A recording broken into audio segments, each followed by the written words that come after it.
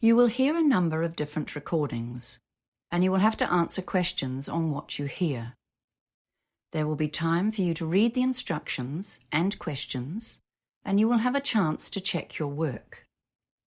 All the recordings will be played once only. The test is in 4 sections. At the end of the test, you will be given 10 minutes to transfer your answers to an answer sheet. Now turn to Section 1. Section 1. You will hear a telephone conversation between a man called Peter, who is calling about a used car, and a woman called Tina, who is selling the car. First, you have some time to look at questions 1 to 7.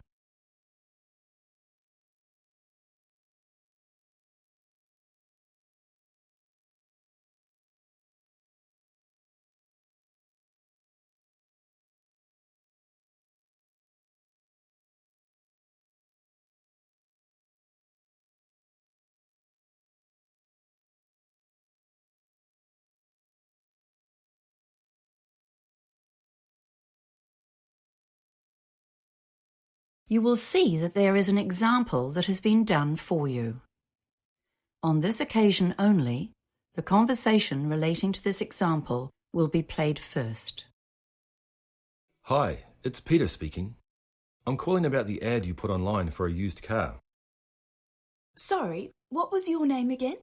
Oh, sorry. It's Peter Smith. The man says his name is Peter Smith. So Peter Smith has been written in the space. Now we shall begin. You should answer the questions as you listen, because you will not hear the recording a second time. Listen carefully and answer questions 1 to 7. Hi, it's Peter speaking. I'm calling about the ad you put online for a used car. Sorry, what was your name again? Oh, sorry. It's Peter Smith. Oh, hi, I'm Tina. Good to hear from you. So tell me, which car are you after? I'm interested in the sedan, the 2012 Toyota sedan. We have a few of those available right now. Let's see. Was it the Black Pearl one? Or maybe the Barcelona red one? Oh yes, I saw the red one, but I don't really like red cars. The one I'm after is silver. Right, I see. Okay. Well, what would you like to know? Well, it says in the ad that it's in good condition. What does that mean exactly? Well, the paint is original. There are almost no scratches or dents. It looks like a new car, in fact. There was a tiny scratch on the door, but we polished that right out for you. Oh, that's good. How's the engine? The engine? Ah, yes. Well, there haven't been any problems, and it's been serviced regularly. You know, oil changes, lubes, and so on. The previous owner was a very careful old lady, and she looked after it. It's only had the one driver. Oh, except that on the papers it says 2 owners, because her son took over the ownership when the old lady stopped driving. How about the tyres? Are they in good condition? I do a lot of driving on the open road. Well, they all passed the car safety test. You might need to replace the back ones in the next 6 months or so because they're a bit worn. But the owner had the front 2 replaced only a couple of months ago. So those ones are new. You won't need to replace them for ages. Oh, and it had new brake linings recently too. I have the garage receipts for all of those things. Okay, that's good. And what extras does it have? Well, air conditioning, of course. And there's a nice stereo which plays CDs. Or you can use it with an MP3 player. What else? All the usuals. Power steering, central locking, ABS brakes. Oh, and it also has a tow bar. You can remove that and store it inside the car when you're not using it. What else? You know it's manual transmission, right? Yes, I don't want an automatic. And the tow bar sounds great. I need that for carrying my bike. Okay, well, that all sounds very cool. And you're asking $25,000, is that right? No way. I think you must have the wrong ad. This one is 30,000 and we won't go lower than that. I see. What's the mileage again? Most cars of that age would be around 80,000 kilometres, or even up to 120,000. But as I said, the old lady didn't drive much, so it's very low. Only 50,000. You won't get a better low-mileage car than this one. Before you hear the rest of the conversation, you have some time to look at questions 8 to 10.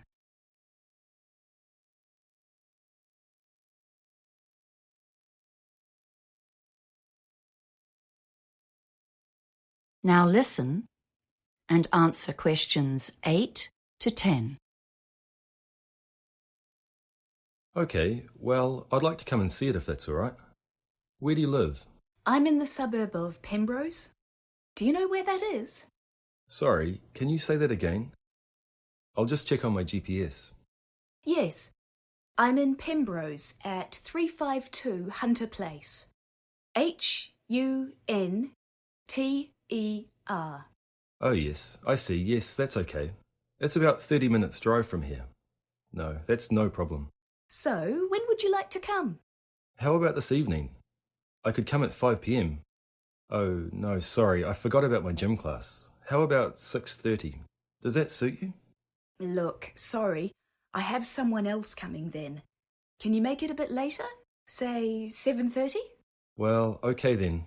But that's getting a bit late really, and it'll be dark by then, won't it? I'd really like to see the car in daylight if that's okay.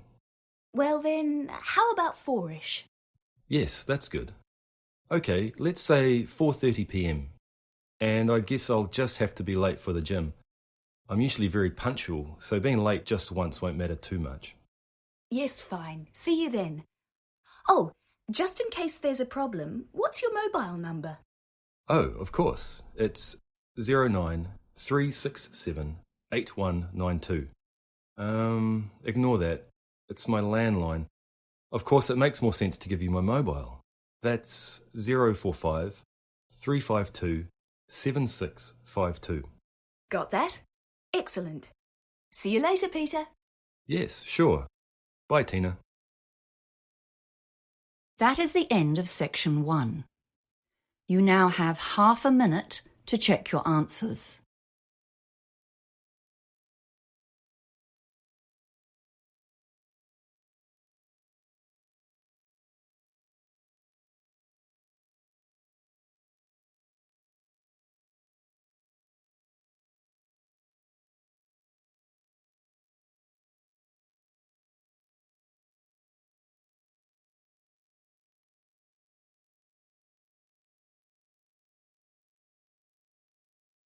Now turn to section 2. Section 2. You will hear a receptionist, Doreen, talking to a group of parents about the Daisy Daycare Centre.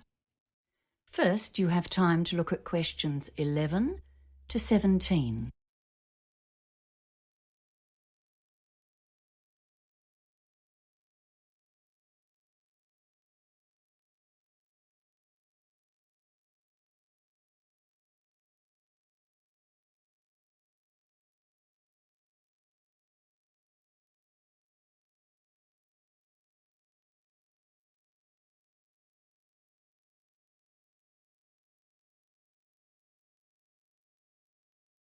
Now listen carefully and answer questions 11 to 17.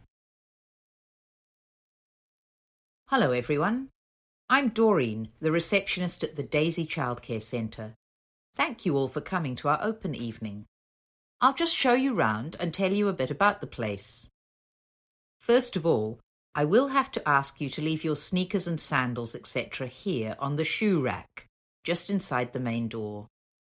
You know how the young ones love crawling around the floor, so our policy is no street footwear inside. As you can see, our facility is very open plan. There are lots of different activity areas, and we like to have pretty good visibility throughout the centre. This central area to the left is where we all gather for stories, songs, and some games.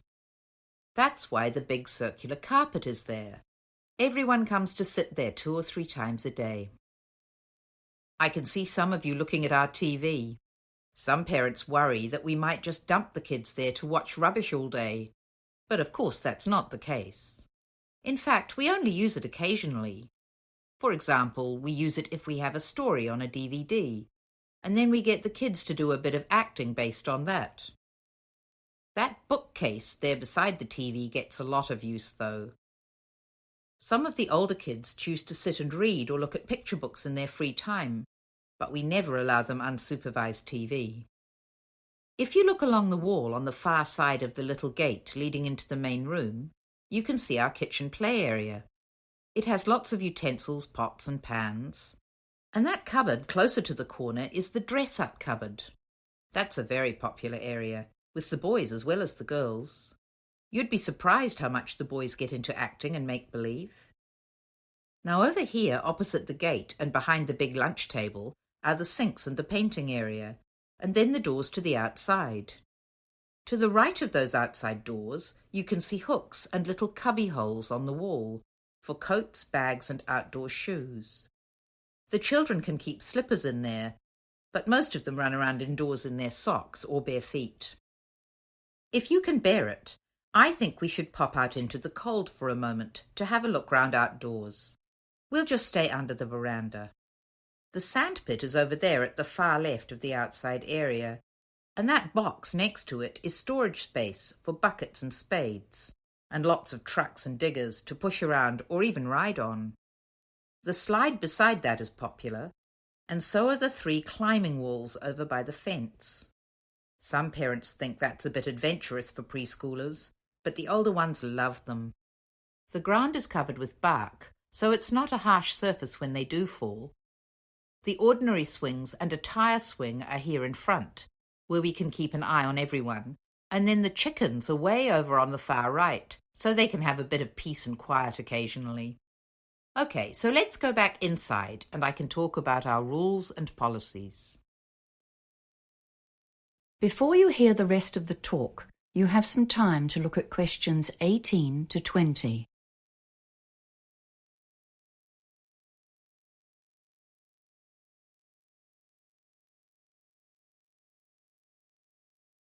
Now listen and answer questions 18 to 20.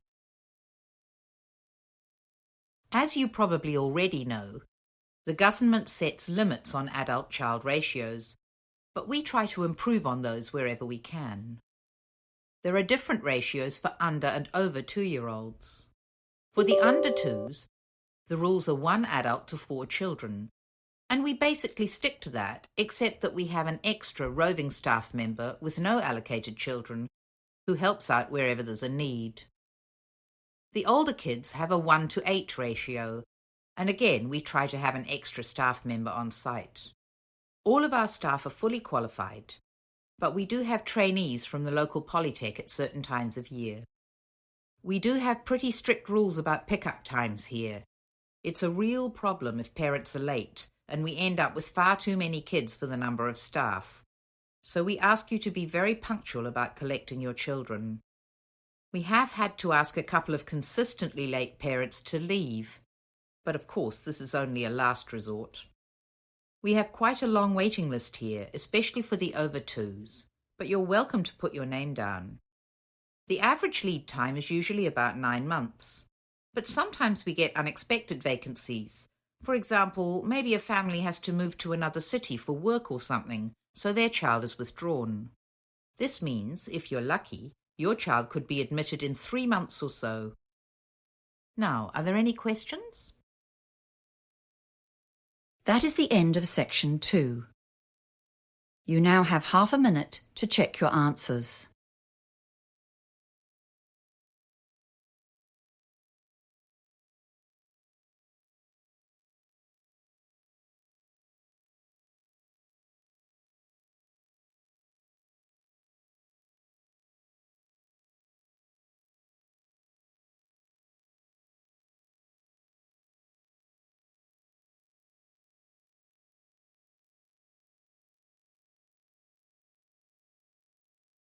Now turn to section 3. Section 3. You will hear a conversation between a student called Mark and his teacher, Professor Jones. First, you have some time to look at questions 21 to 25.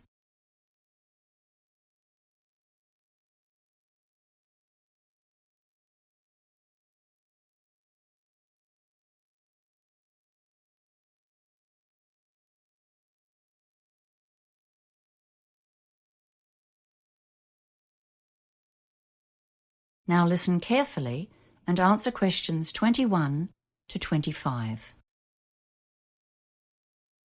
Hello, Mark. What can I do for you? Oh, hi, Professor Jones. I've come to ask you a big favor. Let me guess, Mark. You want more time for your essay assignment. You're the third student I've seen today, all with the same request. It beats me why a few people leave their planning to the last minute and then think that they can come at a day's notice and get a reprieve. It's really not fair to all the students who are well-planned and organized, is it?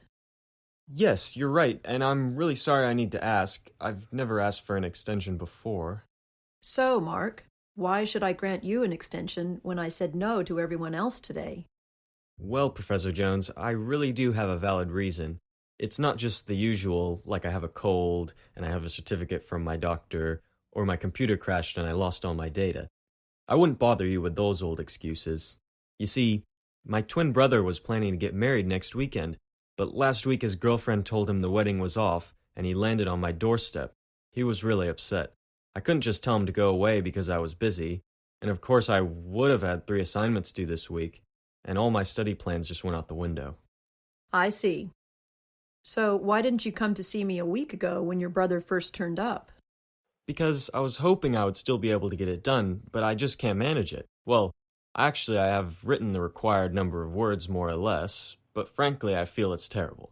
I don't want to let myself down by handing it in as it is at the moment, and I really don't want to drop my grade point average by getting a low mark on this assignment. Well, the course handbook states very clearly that at least 5 days' notice is required for any extension, except in emergencies. Those rules were designed to make it fair for everyone, you see. You're supposed to submit a request on the proper form, and you can send it by email. And you also need to make an appointment and discuss your request in person, as you have done now. Your problem does come very squarely under the family issues category, so you probably would have got some extra time if you'd done that. I'm not really inclined to grant this request now, you know. Yes, I know I've really messed up. I suppose I'll just have to hand it in as it is and take a lower grade. Before you hear the rest of the conversation, you have some time to look at questions 26 to 30.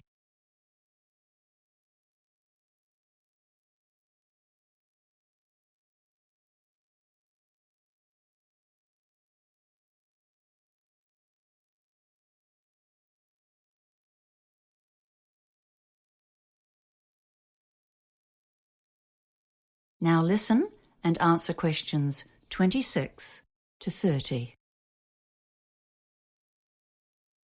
Well, at least you've made a start, which is more than can be said for your other colleagues today.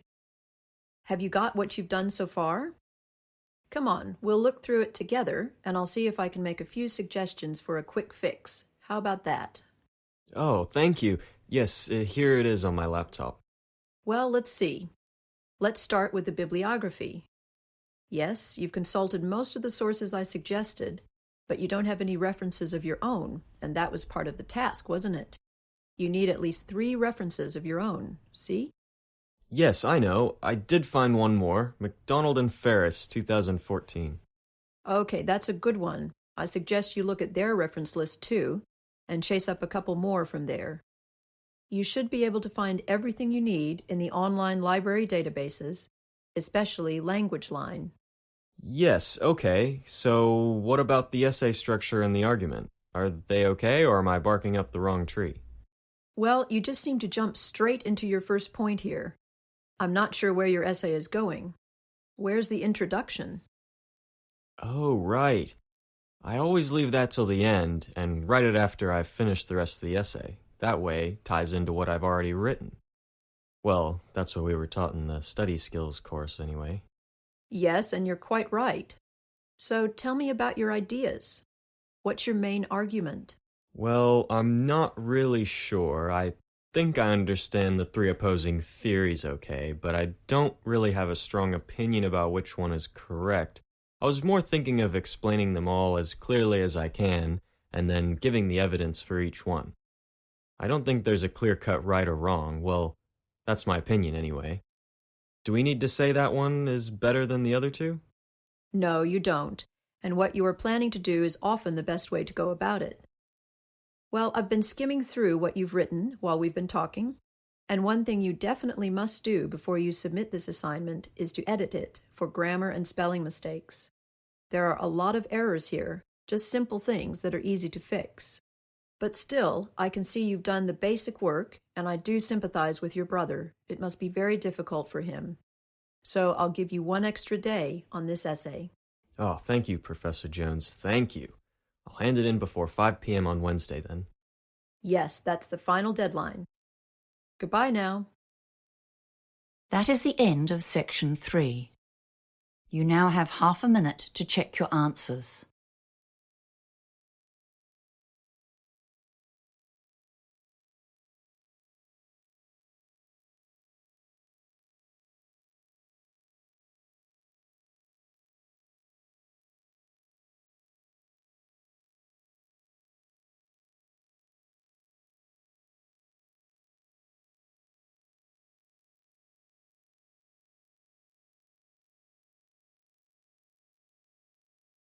Now turn to section 4.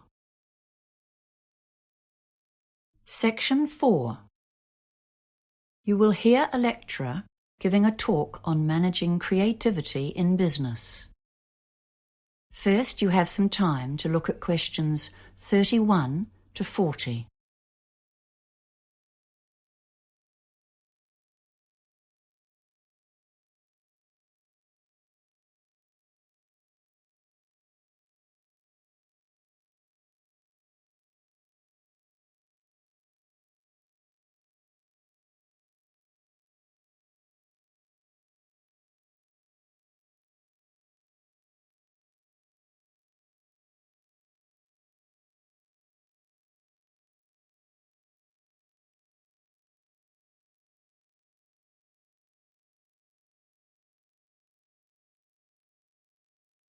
Now listen carefully and answer questions 31 to 40. Hello, everyone. The topic of today's management lecture is managing creativity in your business. And believe me, this is one of the toughest tasks that any manager has to face. How do you lead and control the staff whose job it is to create new business and product ideas for you? They are the ones full of creativity and imagination, so they need to have a lot of freedom. After all, they are the people who are paid to come up with new ideas.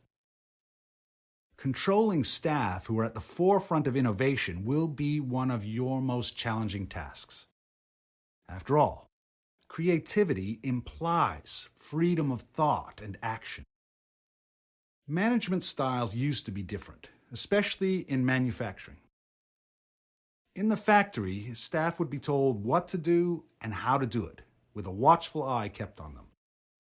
In that setting, standardization was important for efficiency and product quality. Work could be exceptionally boring, and there was no place for individuality. Now, of course, robots have taken over many of the exacting repetitive tasks. Nowadays, we employ far more people to generate business than to manufacture products. It's very competitive out there. Innovation. That's what our modern consumer craves. Successful companies have got the message. We need lots of new ideas. And now we employ bright young minds to come up with them. However, these ideas have to be implemented to make a change to our profits. So we have to find staff with entrepreneurial flair and be ready to listen to them and support them to follow through on their ideas. We need to supervise without stemming the flow of ideas or sending the brightest minds to work for the opposition. Creative people won't welcome us always looking over their shoulder and checking up on what they are doing. One of the most common ways that management handles this problem of keeping people working along company lines is by establishing achievement targets, like money earned, products developed, or clients gained. These targets are a useful guideline, but they have a downside. Young, enthusiastic staff will be very keen to meet these targets, and some of them might potentially use illegal means or behave unethically in order to meet requirements.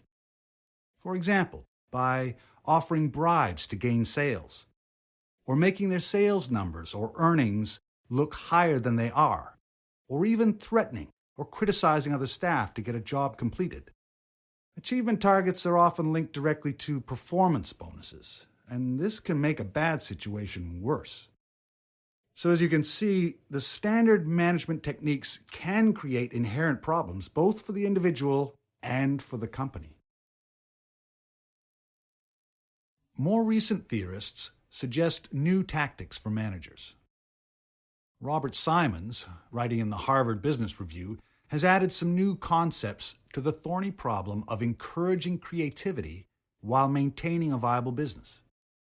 He suggests 3 control levers to assist in getting positive creative contributions from the workforce.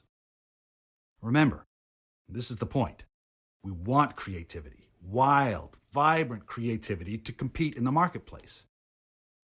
Yet we must be careful to keep people on track, sticking to our core business and maintaining the company's reputation. The first of his levers is getting the workers actively involved in the central ethos of the business. One of the most common ways to do this is to create a mission statement. But along with that, many businesses have some kind of motto, which summarizes their key idea. For example, the most durable tools in the world, or perhaps the customer comes first. Whatever it is, you'll want your bright minds to believe it and act on it. So Robert Simons suggests that it should be developed with staff input, letting them feel like part of the operation. After all, their jobs depend on it. A second lever was once described by Charles Christensen, professor at Harvard Business School, as the power of negative thinking. You can't continually instruct your creative minds on what they should do. They are meant to be inventing, leading, not following, and telling them what to do is counterproductive. But you can tell them what not to do. Which potential products are not related to the company's objectives, or which strategies or behaviors are unacceptable. This is a tactical ploy to maintain the company's integrity. It's absolutely vital to establish boundaries to assist in controlling innovation without suppressing it. The third lever is basically sitting down with your crew to share ideas about the business. As manager, your duty is to stay abreast of the external factors, such as who's competing in your market, how well is the company doing this month, and are you losing or gaining money? Is there some new product seducing your customers? This lever is called interactive control. This means you talk to your innovators and communicate honestly and clearly about your perceptions of what's happening in the market. You encourage them to share their ideas and make plans together for the future. That is the end of section 4. You now have half a minute to check your answers.